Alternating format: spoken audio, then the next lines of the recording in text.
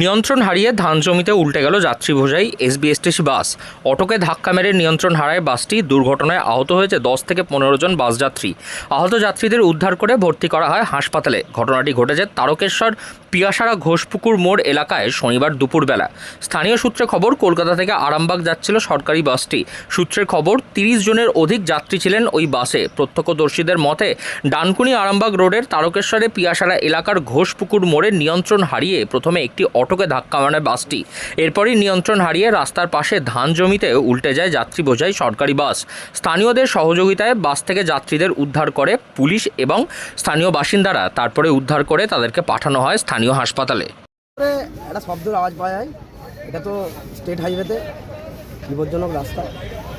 এখানে হচ্ছে হঠাৎ করে আওয়াজ পাওয়া যায় এবং সঙ্গে সঙ্গে এলাকাবাসী এসে দেখে যে বাসটা মানে এসবিএসটিসি বাস এবং এটা অটো হচ্ছে ক্রস করে যাচ্ছে।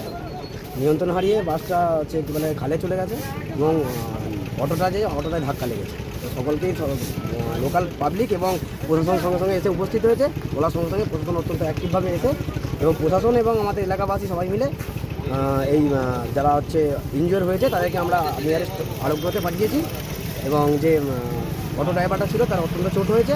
তাকে আমরা পরবর্তীকালে মানে প্রাথমিক এখানে চিকিৎসার জন্য নিয়ে গিয়ে তারপর আবার তাকে আমরা আরোগ্যে পাঠিয়েছি। বাসে কতজন ছিল? বাসে 50 থেকে 60 জন মতন ছিল। তার মধ্যে থেকে 10 জন মতন অল্প ইনজিওর হয়েছে, বাকিগুলো অক্ষত অবস্থায় তারা আছে, কোনো অসুবিধা হয়নি।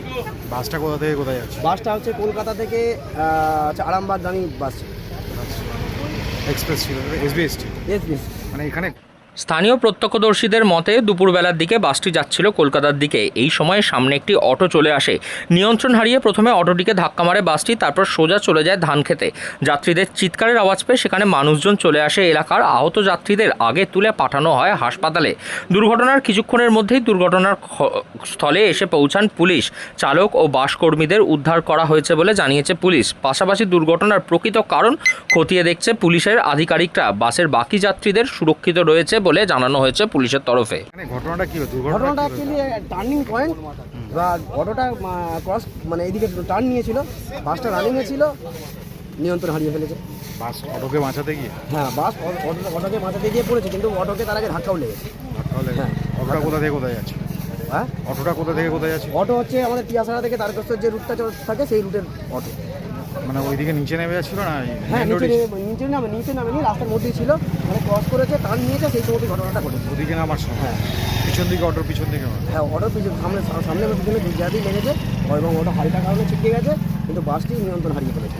আসলে বাসটা চেষ্টা করেছিল দেখতে গেলে যারা চালক এবং যে ছিল সবাই মানে অক্ষত অবস্থায় আছে। হালকা চোট লেগেছে, তাদেরকে আমরা নিয়ারেস্ট হসপিটালে মানে নার্সিংহোমে পাঠিয়েছি।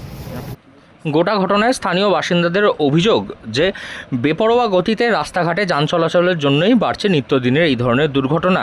সেক্ষেত্রে এসবিএসটিসি সরকারি বাস তা এরকমভাবে পাল্টি খেয়ে আজ ধান জমিতে পড়েছে বলে মানুষজনের সেভাবে ক্ষয়ক্ষতি হয়নি, কিন্তু সেটি যদি পার্শ্ববর্তী কোনো পুকুরে গিয়ে পড়তো তাহলে হয়তো আরও বেশি জীবনহানি পর্যন্ত ঘটতে পারত। হুগলি থেকে রাহি হালদার, লোকাল 18 বাংলা।